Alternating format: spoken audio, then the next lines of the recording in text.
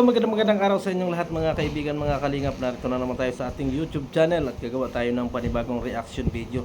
Magre-reaction nga lang tayo mga kaibigan, mga kalingap, dito sa pagkawala ng ni Chris, kasi kagabi tinanggal na ni Kalingap Prab ang tambalang Krista and Mikoy.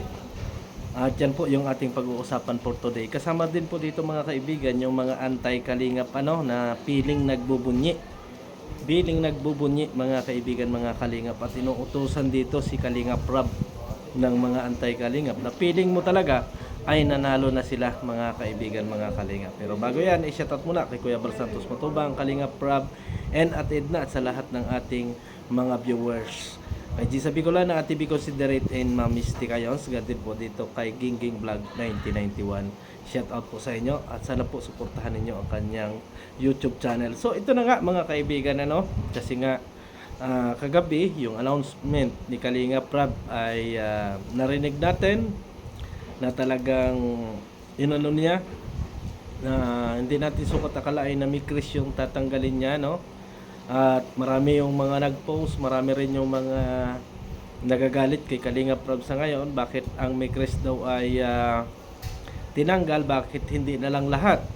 Ang sabi ng iba ay unawain ninyo si Kalingap Prab sa nangyari kasi nga dinadala ng anti-Kalingap at talagang sinasabi nga na pati ito si Joel Salcido mga kaibigan, talagang sayang-saya sayang-saya sa pangyayari kasi ang sinasabi pa niyan at tinatakot si Kalingap Prab na i-delete yung lahat ng mga video kasi weaving na yung investigasyon. Ang tanong ko natin yan mga kaibigan, mga kalingap, ano yung ilalaban ninyo o ano yung ipa-iimbestigahan ninyo sa video ni Kalingap Prab, ano yung pag-iimbestigahan ninyo? Kasi ito si Joel Salcido, kaya lang naman kasi itinigil ni Kalingap Prab yan kasi nga nadadala-dala ng mga anti-Kalingap yung pangalan ni Krista na hindi naman talaga dapat at hindi dapat pag-usapan. Kasi nga ang may mga issue, yung EDC, kung ano-ano pa yung may issue, ang ginagawa ng issue ay yung may Chris. Yan yung ginagawa nilang pambala kay Kalingap Prab kasi minor de edad itong si Krista, mga kaibigan. Minor de edad.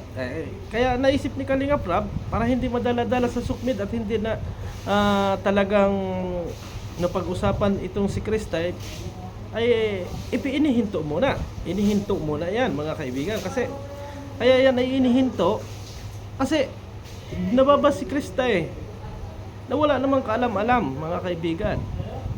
At kung ano-ano ang sinasabi doon sa bata dahil dyan sa ginagawa ng anti-Kalingap. Kung ano-ano ang mga sinasabi na hindi naman tama na salita doon sa bata. Ay bata pa po yan. Ano ang dahilan? Kaya yan ay itinigil dahil po winawalang niya at binabastos ng mga anti-Kalingap itong bata. Yan po yung katotohanan. At yung sinasabi ni Joel Salcido na katangahan niya na i-delete yung video ni Kalingap Prab, ay paimbestigahan mo na Joel kasi puro ka naman ngas-ngas puro katangahan yung nasa utak mo. Ano sinabi mo noong nakaraan doon sa BSM Cafe? Ipahihinto mo. Anong nangyari? Huminto ba? Kasi nga, puro ngak-ngak nga lang kasi walang laman yung utak mo. Akala mo, panalo ka na doon sa pag-aalis ni Kalingap Prab ng love team o yung tandem ng Mikres, ay panalo ka na at susundin ka na. For your information, Joel Salcido, yung mga batang yan ay may parents on consent ng magulang. At alam din ng lahat at alam noong dalawa na silang dalawa ay talagang tandem lang at hindi talaga love team. Ang ginagawa naman ninyo ng mga anti-Kalingap love team na yan. At nagmamahalan, hindi talaga. Putol nga mga kaibigan, mga kalingap, yung ating talakayan kasi nga lumipat tayo ng ng bukid, nag-drive tayo kanina kaya nahinto yung ating reaction video at ang inaano natin dyan, ang pinipilit ng mga anti-kalingap ay mag-shoota or love team talaga itong Mikres, mga kaibigan. Hindi nga nila alam, ito ay tambalan lang, at ito mga kaibigan, mga kalingap, ay pinakang tulong ni Mikoy kay Krista. Yan naman po talaga ang katotohanan dyan, mga kaibigan, mga kalingap, para sa ganun ay tuloy-tuloy na suportahan yung programa na yan, at saka para mahasa, lalo ng mahasa si Krista sa mga bagay-bagay, kasi napakagaling pong bata nitong si Krista pagdating sa lahat ng bagay, katulad na lang ng pag-aawit, pag-arte.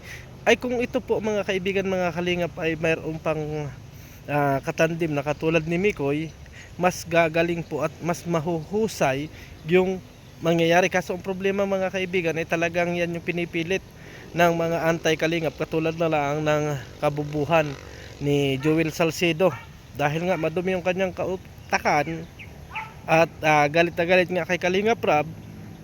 Ang sinasabi niya dyan ang waiting pa at pinadidelete yung video.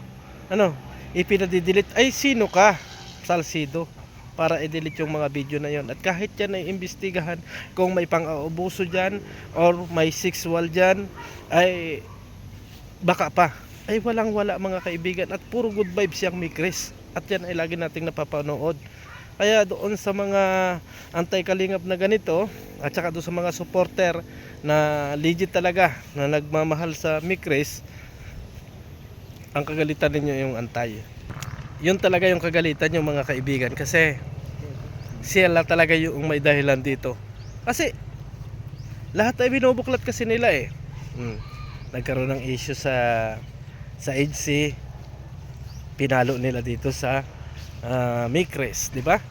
Ganyan po yung ginagawa ng mga madudumi ang utak ng mga anti-kalingap. Siyempre, ang ginawa naman ni Kalingap Rab para sa ganun ay hindi mahila-hila sa sukmed, yung ibig sabihin natin ay magiging bad comment ang magiging reaksyon ng mga anti-kalingap na ito, ay iniiwas at inalis na muna yung serye na yon or yung tandem na yon ng Mikres. Kaya yun po yung ginawa ni Kalingap Rab, at talagang para sa akin ay tama po yun, na pansamantalang anuhin muna, at hindi naman dyan matatalo si Krista, kasi si Krista kahit yan ay sandalhin, mga kaibigan, mga kalingap, ay napakagaling. Ganon din naman po si Mikoy. Kaya doon sa mga supporter, huwag kayong magalit. Huwag kayong magalit kay Kalingap Rab at sumama dyan sa mga anti-kalingap na ang kaisipan talaga nila ay masira yung kalingap.